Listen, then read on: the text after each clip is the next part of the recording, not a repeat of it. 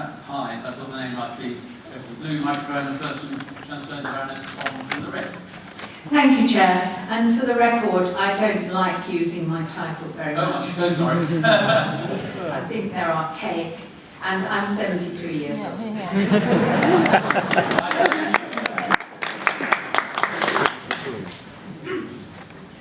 17 countries of the European Union, including the United Kingdom, are urging citizens to stop engaging in business or investment in the Israeli illegal settlements, or any bodies connected to those illegal settlements. They advise that it is risky from a reputational, economic and human rights perspective.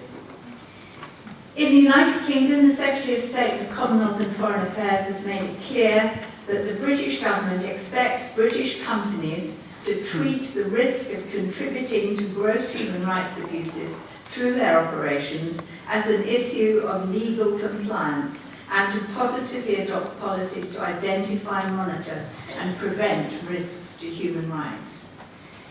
Base code of the Ethical Trading Initiative, of which Sainsbury's is a full member, also states that retailers must respect basic rights in their supply chain. What steps, therefore, does Sainsbury's intend to take to comply with these government guidelines with respect to its trade with companies that operate in illegal Israeli settlements? Well, thanks for the question. I think the first thing I should say is we're very well aware of allegations that have been made about the integrity of our supply chain. We take those extremely seriously. We monitor them and we audit them on a regular basis. Those are the companies that we deal with. In fact, there have been allegations in the past in this regard, and we look very closely at the companies we deal with where there's been allegations, and could find no evidence that the sort of things you mentioned, which are absolutely how we deal with our suppliers on ethical matters, whether it's quality, whether it's safety, whether it's associated with the way that the workers are treated. We look at these very closely and have not found any evidence of those companies, the companies that we deal with, have actually done anything wrong.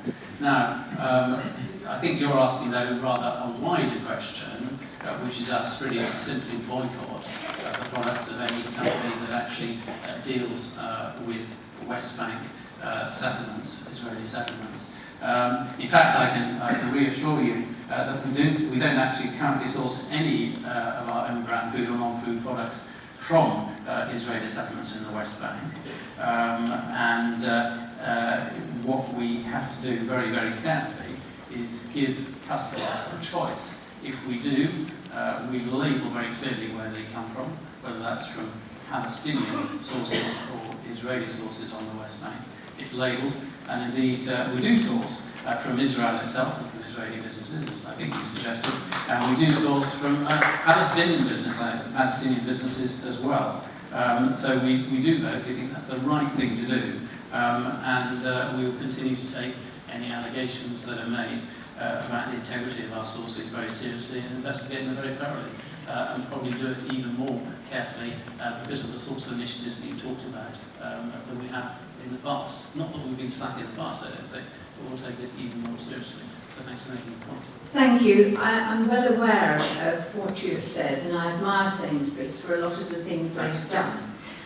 Nevertheless, there are two companies in particular, Mahadrin and Edom, who are companies that actually source their supplies from illegal Israeli settlements, and Sainsbury's deal with those companies. And I would ask you very much to actually engage with those companies and find out where the stuff is coming from. Indeed we do, I can reassure you on that. We've done audits in the last year multiple times to check that.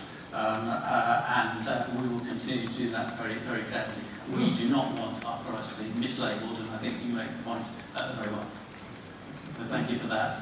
Have we got our next questioner? I don't know if I got your name right.